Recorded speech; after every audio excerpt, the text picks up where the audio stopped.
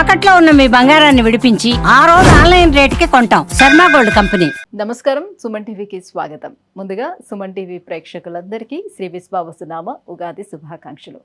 ఈ విశ్వావసునామ సంవత్సరం ద్వాదశ రాశుల వారికి ఎలా ఉండబోతుంది, భవిష్యత్తు వర్తమాన కాలాలు ఎలా ఉండనున్నాయి, దేశ కాలమాన పరిస్థితులు ఎలా ఉండబోతున్నాయి, ఎటువంటి పరిహారాలను మనం పాటించుకోవాల్సిన అవసరం ఉంటుంది, ఈ విషయాలన్నీ కూడా తెలియజేసేందుకు మనతో పాటు ఉన్నారు దైవజ్ఞ బ్రహ్మశ్రీ వీరాపురం సుబ్రహ్మణ్య స్వామి గారు. గురుగారు నమస్కారం. శుభాశీస్సులండి. గురుగారు, ఈ విశ్వావసునామ సంవత్సరం వృశ్చిక రాశి వారికి ఎలా ఉండబోతుంది? ఎందుకంటే అర్ధాష్టమ శని తోటి కొంతకాలం పాటు ఏలినాటి శని నడిచింది, తర్వాత అర్ధాష్టమ శని వచ్చింది. పాపం చాలా సంవత్సరాల నుంచి సఫర్ అవుతూ వస్తున్నారు. అవును. మరి ఇప్పుడు ఈ విశ్వావసునామ సంవత్సరం ఏమైనా చేంజెస్ ఉన్నాయా ఈ వృశ్చిక రాశిలో? వృశ్చిక రాశి వారికి ఈ సంవత్సరం మరీ చెప్పాలంటే కూడా ఈ ఉగాది నెల విశేషమైనటువంటి లాభదాయకమైనటువంటి మాసము. శ్రీ విశ్వవసునామ సంవత్సరము చైత్ర మాసం అంతా కూడా వీళ్ళకి భోగభాగ్యాలే వృశ్చిక రాశి వారికి. అయితే మొత్తం మీద మీరు అడిగినట్టుగా వృశ్చిక రాశి వారికి ఆదాయం 2, ఖర్చు 14.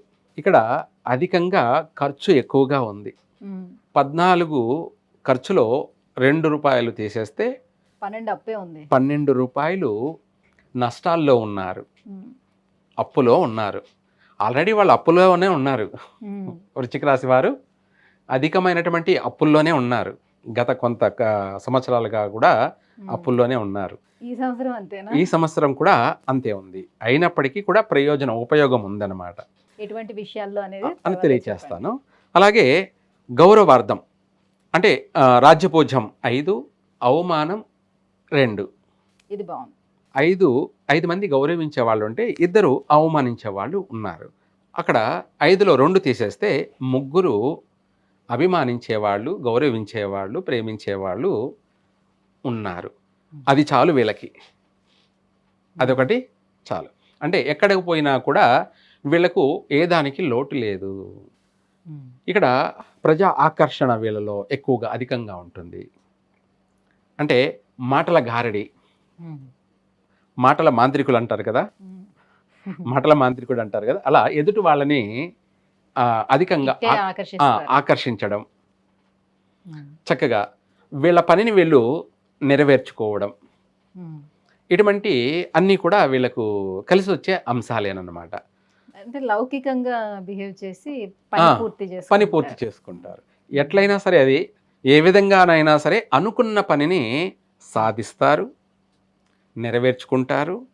పట్టు వదలని విక్రమార్కుడిలాగా ప్రతి కార్యాన్ని కూడా మొండితనంగా, అలాగే మనోధైర్యంతో, సంకల్ప బలంతో అనుకున్న ప్రతి పనిని పూర్తి చేస్తారు.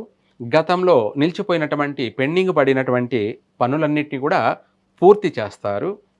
ఇక్కడ మనకు అధికంగా ఖర్చు ఉందన్నాం కదా, వాస్తవంగా ఖర్చు అవుతుంది. ఎలా అంటే గత సంవత్సరాలతో పోల్చుకుంటే ఈ సంవత్సరం వీళ్ళు అప్పు చేసైనా సరే ఇల్లు కొనాలి అన్న కాన్సెప్ట్ బలంగా ఉంటుంది. ఎందుకంటే మనము ప్రతి నెల రెంటు కట్టడం, current bill, water bill, rent ఇవన్నీ కట్టడం చూసుకుంటే అదే కట్టేదాన్ని ఇంక కొంత ఎగేసుకొని ఈఎంఐ కట్టచ్చు కదా అని చెప్పేసి వాళ్ళలో అవగాహన అనేది, బలమైనటువంటి సంకల్పం ఏర్పడుతుంది. అలాగే ఎక్కువ శాతం కట్టినీళ్ళనే కొనే అవకాశం ఎక్కువగా ఉంది వీళ్ళకి. తక్కువ శాతం అంటే వాళ్ళు ఇండివిజువల్గా తీసుకొని, అలాగే స్థలాన్ని తీసుకొని గృహారంభం ప్రారంభం చేయడం జరుగుతుంది. వాళ్ళు అందమైనటువంటి, సుందరమైనటువంటి, సమర్థవంతమైనటువంటి స్వగృహాన్ని ఏర్పాటు చేసుకుంటారు. ఈ వృశ్చిక రాశి వాళ్ళు అధికమైన ఖర్చు, అప్పు చేసైనా సరే ఉన్నత ఆస్తిని, స్థిరాస్తిని ఏర్పరచుకుంటారు. ఈ విధంగా ఈ రకంగా కనిపిస్తుంది వృశ్చిక రాశి వారికి. ఇదే కాకుండా ఈ సంవత్సరం అధికంగా వాహనాలు కొనడం అయితే చాలా జాగ్రత్తగా చూసుకొని కొనాలి. ఒక పక్కన ప్రమాదాలు కూడా ఉన్నాయి ఈ రాశి వారికి. వాహన ప్రమాదాలు, తరచు వాహన రిపేర్లు, ఖర్చు అది అప్పే. ఒకటి అనుకుంటే ఇంకొకటి అవుతూ ఉంటుంది. అంటే ఖర్చు ఏదో ఒక రూపంలో వస్తూనే ఉంటుంది ఖర్చు. సంతాన పరంగా ఇబ్బందులు ఏమైనా ఉంటుందా? ఆ విషయం కూడా చెప్పుకుందాం. సంతానం విషయానికి వచ్చేటప్పటికి మీరన్నట్టుగా ఈ రాశి వారికి మొదటి సంతానం పుత్ర సంతానమే ఎక్కువ కలిగే అవకాశం ఉంది అధికంగా రాశి వాళ్ళకి. అయితే నష్టం కూడా అలాగే ఉంది. ఈ రాశి వారికి మొదటిగా ఆడపిల్ల కానీ పుట్టినట్టయితే స్త్రీ సంతానం కలిగినట్టయితే బాగా కలిసి వస్తుంది. కష్టకాలంలో కూడా సుఖపడతారు. అదే మగపిల్ల సంతానం కానీ కడుపులో పడిందంటే మధ్యలోనే అబార్షన్ జరిగేటువంటి నష్టాలు ఉన్నాయి. మధ్యలోనే గర్భస్రావం అయ్యే అవకాశం ఉంది.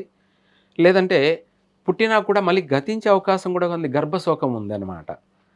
అందుకనేసి ఈ రాశి వాళ్ళు ఎక్కువగా ఈ వృశ్చిక రాశి వాళ్ళు వీలైనంత వరకు గణపతిని కానీ లేదంటే సుబ్రహ్మణ్య స్వామికి కానీ విభూతితో అభిషేకం జరిపించాలి.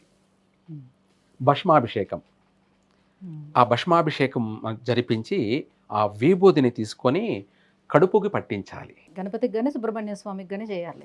ఇద్దరిలో ఆ విభూతి ఏమిటంటే వీళ్ళే చేసుకోవచ్చు, లేదా ఇంట్లోనే నాగపడిగని తెచ్చిపెట్టుకొని ఇంట్లోనైనా చేసుకోవచ్చు, లేదంటే గుడికి వెళ్ళి పూజారి చేత అన్న వాళ్ళే చేయించవచ్చు, లేదా ఇంట్లో అయినా పెట్టుకొని పూజా మందిరం ఉండాలి. మళ్ళీ ఇంట్లో పెట్టుకునేటప్పటికి పూజా మందిరం ఉండాలి. రాగి నాగపడిగని కానీ లేదంటే పంచలోహాలతో చేసినటువంటి నాగపడిగని కానీ తెచ్చి ఇంట్లోనే పెట్టుకొని చిన్న నాగపడిగని వెళ్ళే ఆ విభూతితో అభిషేకం చేయాలి. దానికి మంత్రజపం కూడా వాళ్ళే పఠించుకోవచ్చు. ఓం భూతిర్భూతికరి పవిత్ర జనని వాపోగ విధ్వంసిని సర్వ ఉపద్రవనాశిని సర్వార్ధ సంపత్కరి భూత ప్రేత పిచాచ రాక్షసగణారిష్టాది సంహారిణి ఏతాని తాని శివమంత్ర పవిత్రతాని విభూషితాని త్రిపుండ్రకాని లలాటపట్టిలుంపిత దైవలికతాని దురక్షరాని శ్రీకరంచ పవిత్రంచ శివా పవిత్రంచ అంటూ ఆ విభూతితో వాళ్ళే అభిషేకం చేసుకోవచ్చు. అంటే ఎటువంటి ఉపద్రవాలైనా కూడా నశించిపోతాయి, తొలగిపోతాయి.